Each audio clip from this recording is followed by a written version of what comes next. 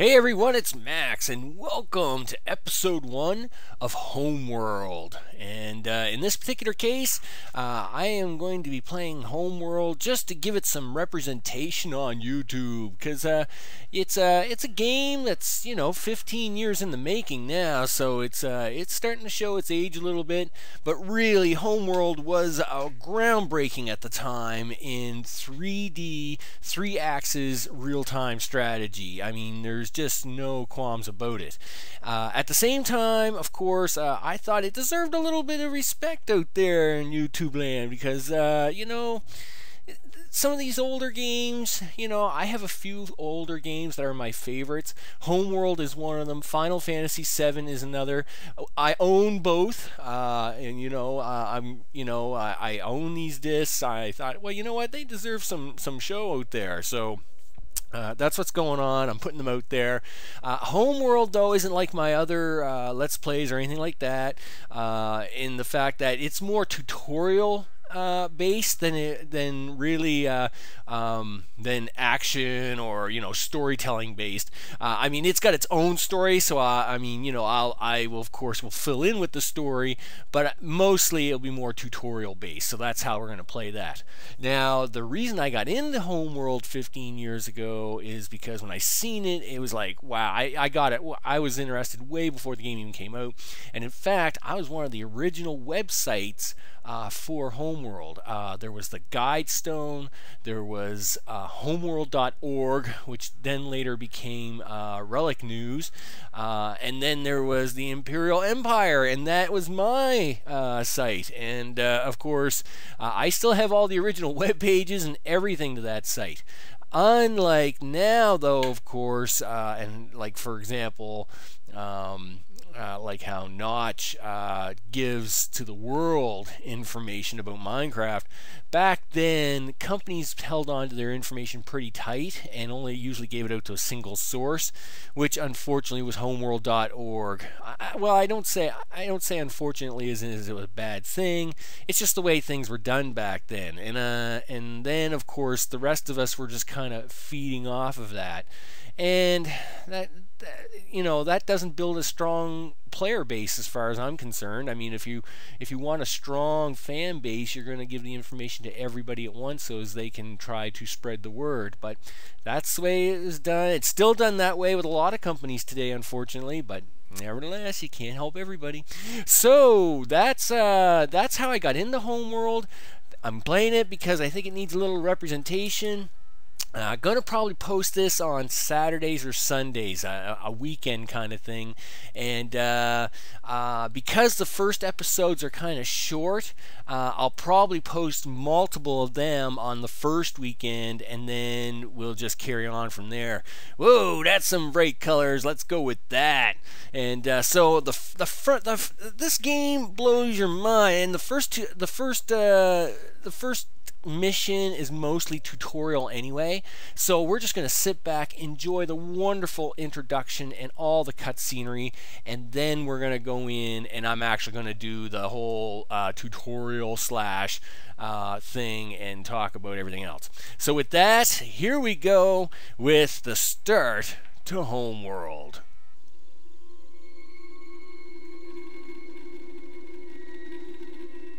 100 years ago, a satellite detected an object under the sands of the Great Desert. An expedition was sent.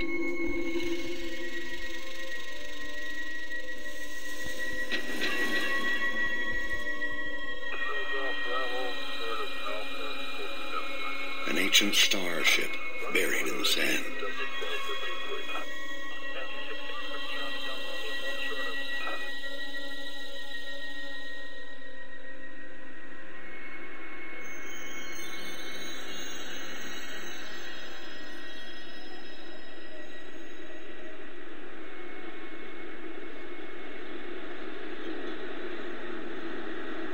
Deep inside the ruin was a single stone that would change the course of our history forever.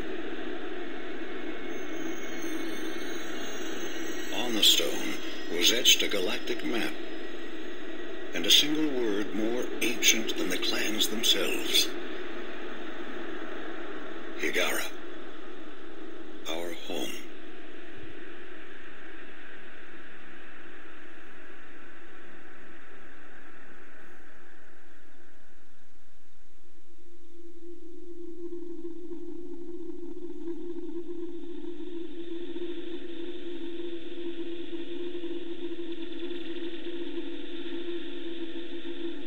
sands were united, and a massive colony ship was designed. Construction would take 60 years.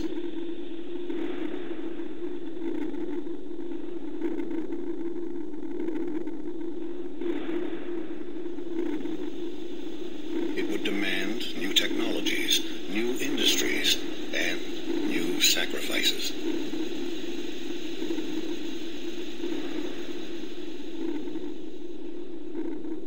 The greatest of these was made by the scientist Karen Sajet, who had herself permanently integrated into the colony ship as its living core. She is now Fleet Command.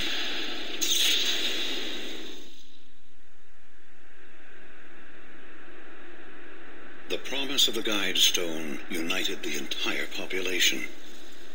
Every mind became focused on the true origin of our people. Every effort on the construction of the ship that would seek it out among the stars.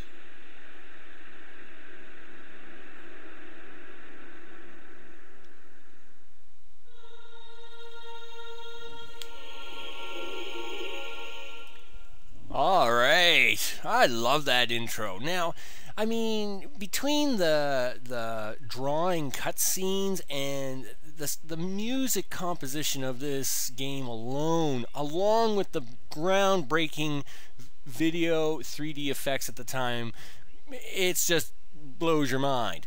Now, of course, Angus D is an awesome piece for this video game. Unfortunately, Angus D, of course, YouTube will hate me forever if I let it play in its full integrity, so I have to turn that down for a second. But we're going to let the Mothership cut back in now to see what she's got to say. Command online. Resourcing online. Construction online. Cryogenic subsections A through J online. K through S online. Scaffold control, stand by for alignment.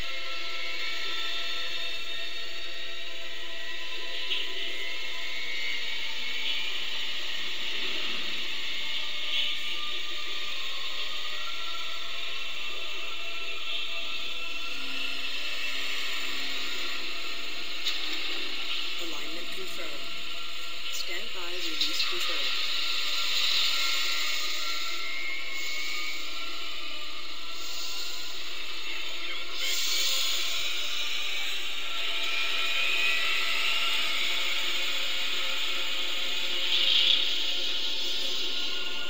The Mothership has cleared the scaffold.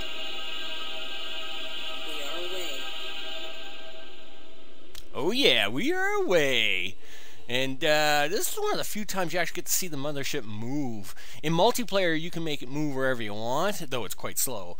But in single player, you actually don't ever get to control the Mothership. And in very few episodes do you ever actually get to see it move. And this is one of the few times on its conventional drive engines that you see it moving. So now, of course, we're going to get the instructions from Fleet Command. They're going to tell me, you know, fly here, fly there, do some stuff. And we're going to do all that. So we'll listen to them now and see what they say. Oh, here we go. Fleet intelligence going online. Our task is to analyze all sensor data and generate mission objectives. Before the Hyperdrive test, several trials must be completed. Group 1 designated. Test construction by building the primary research ship. Test resource processing by harvesting the asteroids provided nearby. Hyperspace module charging. 35% capacity and rising. The Mothership will be ready for the Hyperdrive test in 10 minutes. Production underway.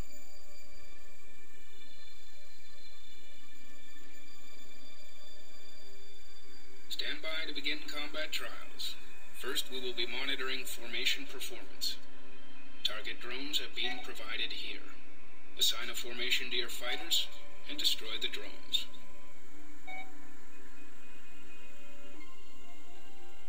Alright, so of course, like any real-time strategy game, most things you can do is you can usually group units together and give them number assignment, which of course I've done here, so we can quickly go to them.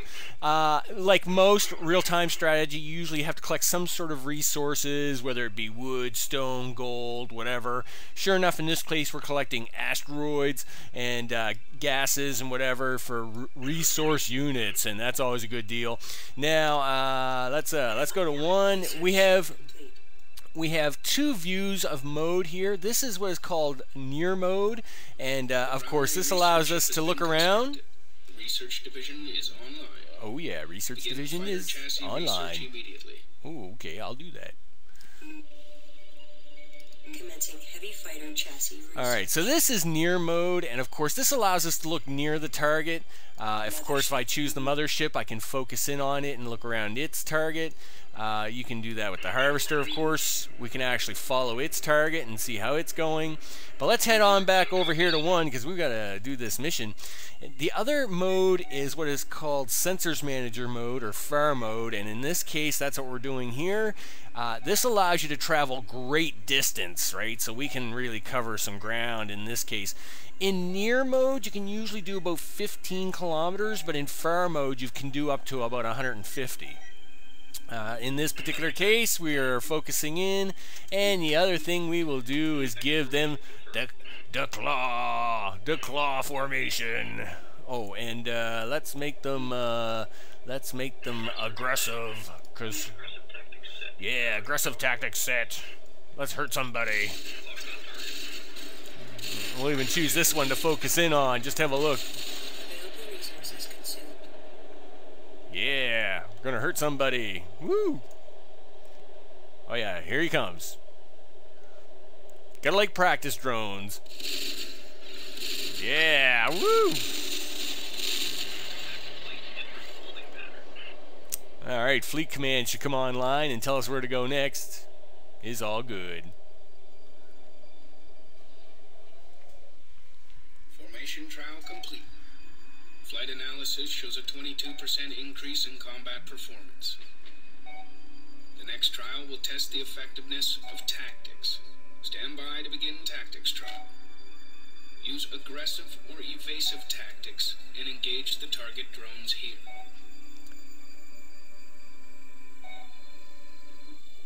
Okay, so I've already changed mine to aggressive tactics.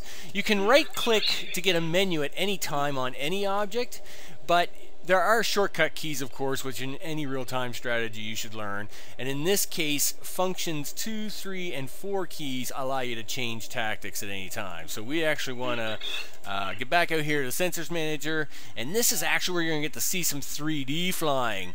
You have to remember, like Spock, you know, Wrath of Khan, because that man knew that Khan couldn't think in 3D. Complete. Interceptor available for construction. Oh yeah, here we are, here we're coming. Here we go, bam! Oh, helps when I do it to all of them. Go get him. Go get him, big dog.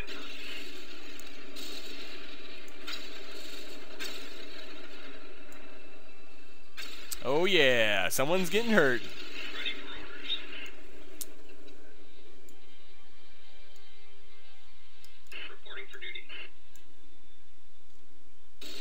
That's what you call some faraway shooting.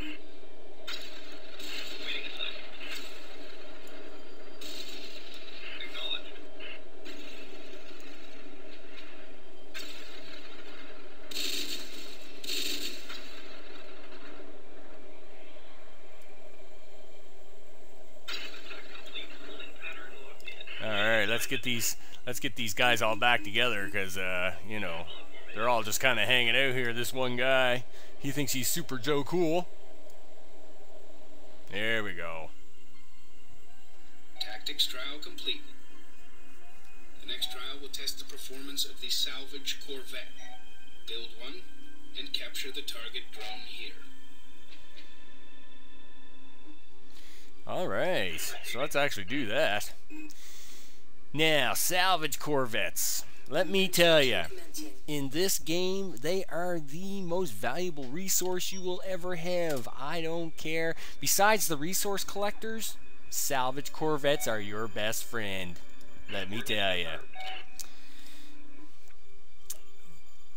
We will probably capture almost everything I see flying. I'm pretty crazy that way. That's, I guess, the one other thing I'll talk about is guides. GameSpot used to have a really nice guide. Used to be a beautiful guide for Homeworld, but it's gone. Now, I say it's gone, but it's not gone.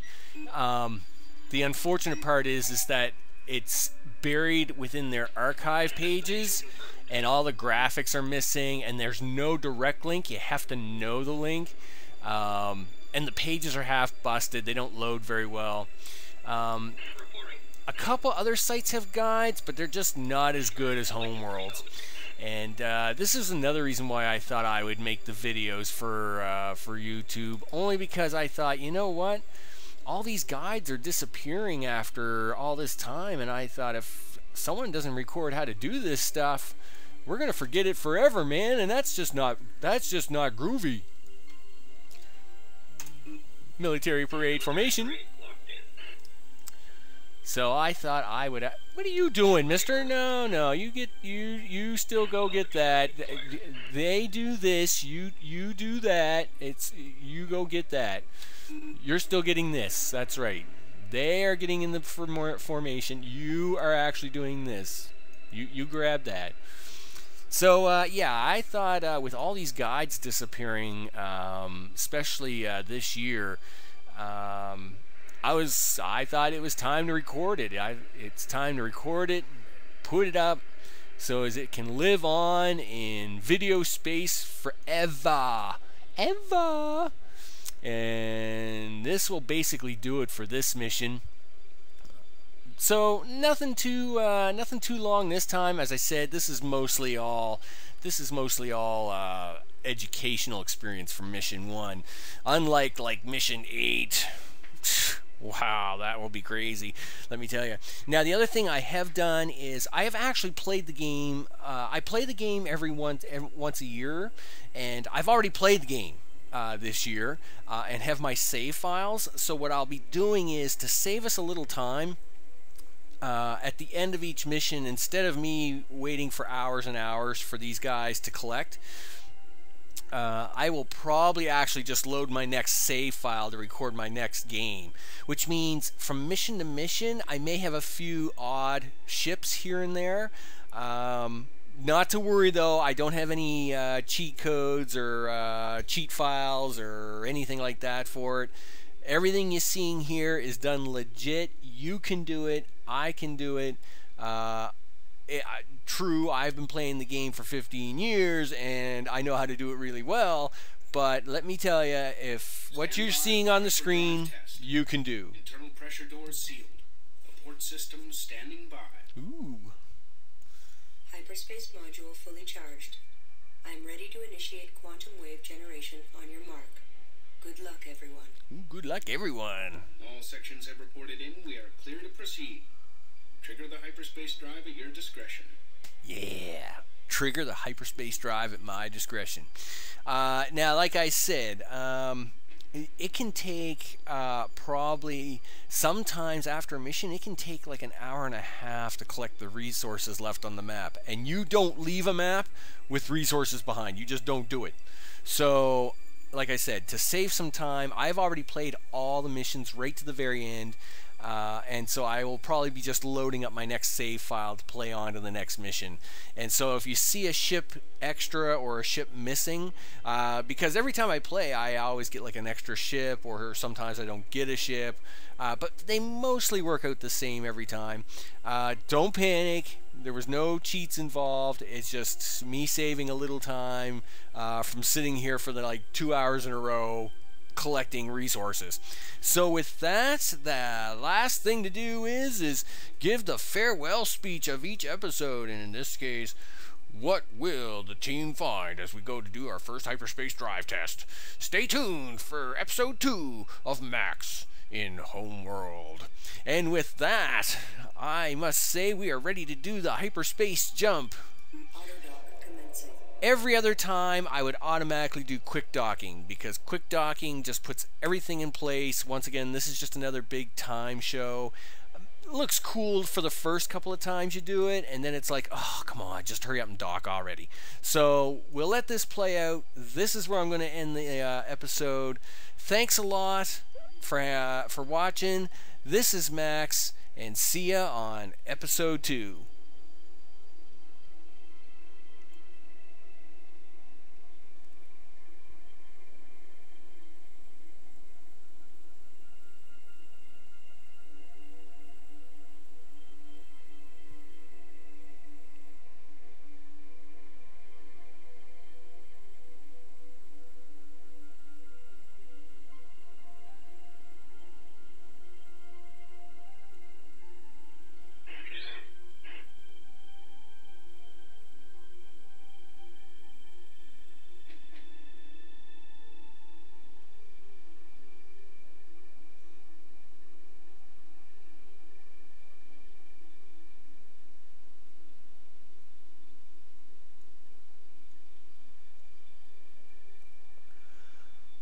Hyperspace initiated.